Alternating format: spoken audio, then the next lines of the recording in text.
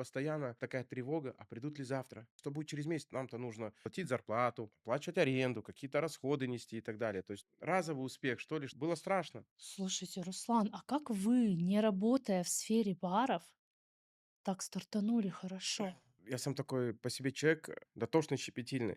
Мы каждый процесс, каждую мелочь вот прям оттачивали. Мы оттачивали даже, как официантам разговаривать с гостями, как встречать гостей. Вот этот опыт работы в 2004 году в общепите, он, наверное, мне помог. В 18 лет я работал в одном из ресторанов посудомойщиком. Я мыл посуду. Ее было настолько много, что я руки в кровь стирал, то есть платили 500 тенге за смену.